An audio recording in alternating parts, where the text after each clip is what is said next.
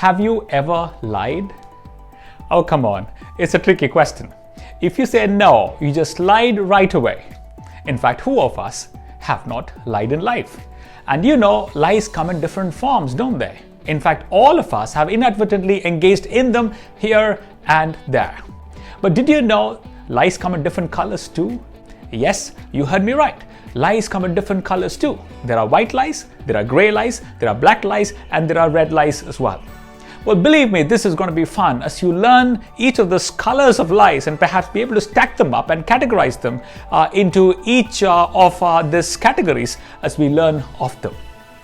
First one, what are the white lies? White lies are the most commonly used ones in each one of our lives. They are rather more harmless and trivial in nature. They are often told not to hurt another person's feeling. For example, let's say your friend bought a new phone, and when he or she would ask you as to how the phone is, what would you say? You would most probably say, wow, this is so good. It's the best deal that you have probably gotten. My, I'm loving this. But the truth could be far from it. In your mind, you're probably thinking, oh dear, this is a crap. Or let's say you tell your boss that you are happy to work over the weekend, while the truth is that you're probably on the inside really feeling very resentful instead. But you don't want to upset your boss and tell him the truth. Or let's say you're visiting your aunt and she made you a sushi and you're like, wow, auntie, this is the best of the sushis I've ever had. But you're hardly able to gobble down the first one down your throat. Or how about your spouse comes and asks you, how do I look in my new haircut? Now, I think this is one of those most trickiest of the questions to be asked, isn't it? But come on, talk to me. Have you always told the truth? Haven't you evaded the question by engaging in a white lie? So remember, white lies are often told in order to avoid hurting the feeling of the other person. What are gray lies? Gray lies are the untruths we might tell to help a friend or help ourselves get out of trouble.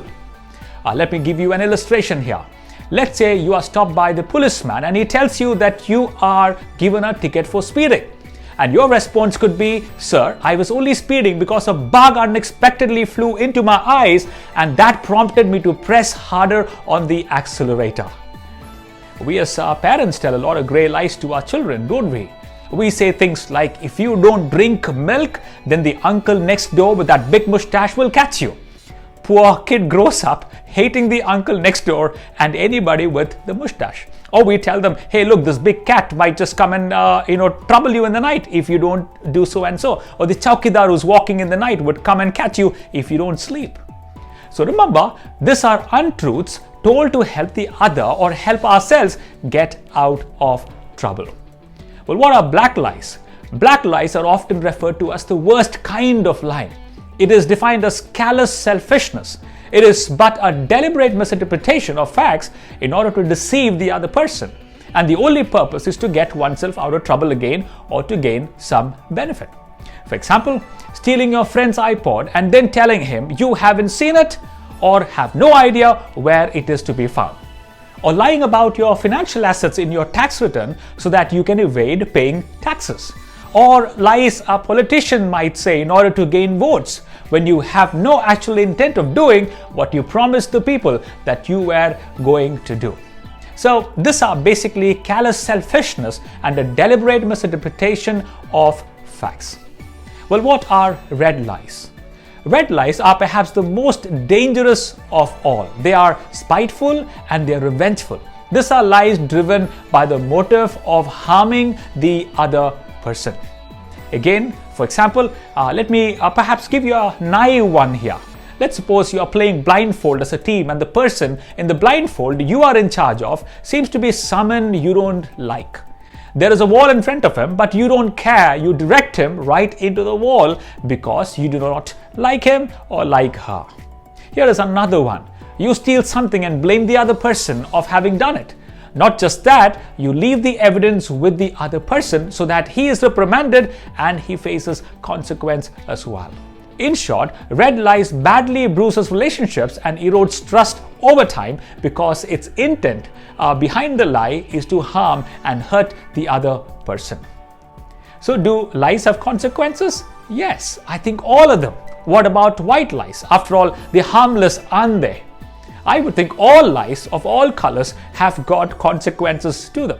Let's say Gracie, my daughter, hates brushing her teeth in the morning. And when I ask her, have you brushed your teeth? She might say, well, yes, I have brushed my teeth.